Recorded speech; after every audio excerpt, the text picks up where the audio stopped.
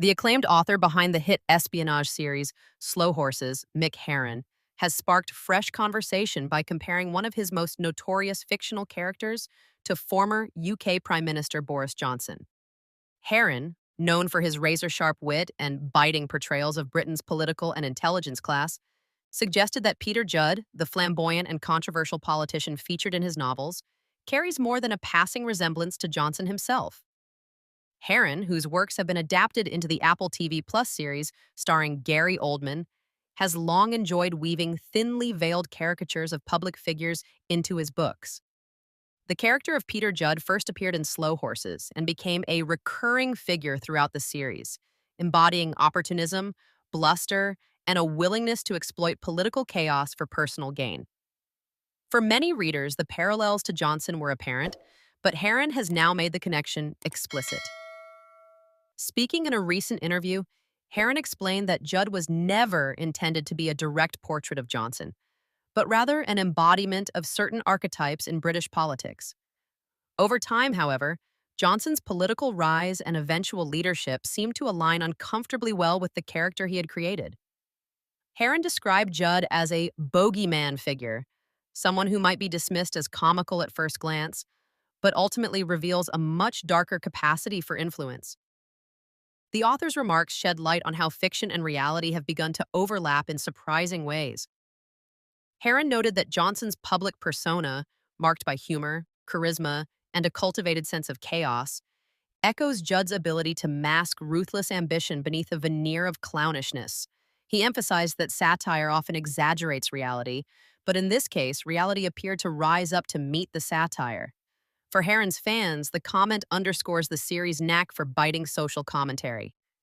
Slow Horses has consistently drawn praise not only for its gripping espionage plots, but also for its unflinching portrayal of modern Britain, where institutions falter and individuals scramble to exploit weakness. In that environment, characters like Judd become particularly resonant. Herron suggested that Judd, like Johnson, thrives in instability.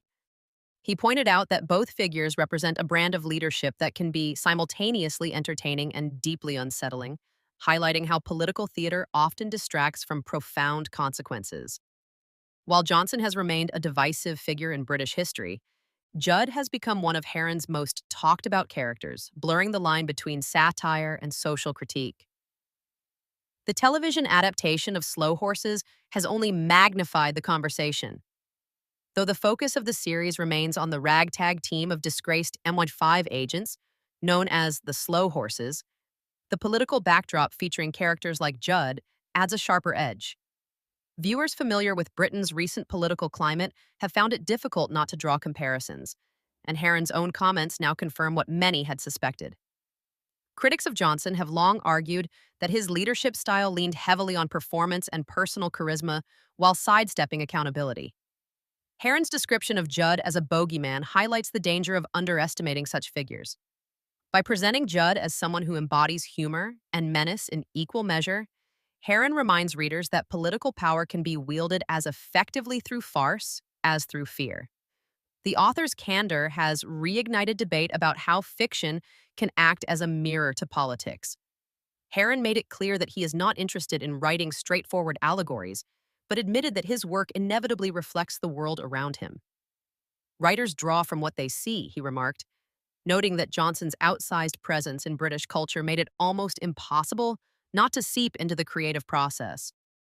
As Slow Horses continues to captivate audiences worldwide, Herron's comments about Judd and Johnson invite readers to look more closely at the ways in which politics and literature intersect. The blurred lines between satire and reality highlight the unsettling notion that sometimes the most absurd characters on the page are not so different from those in power. At a time when political leadership across the globe faces scrutiny, Herron's observations strike a chord.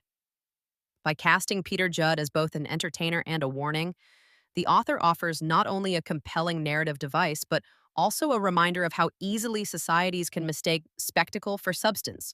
In that sense, the fictional bogeyman of Slow Horses may be less a parody and more a reflection than many would care to admit.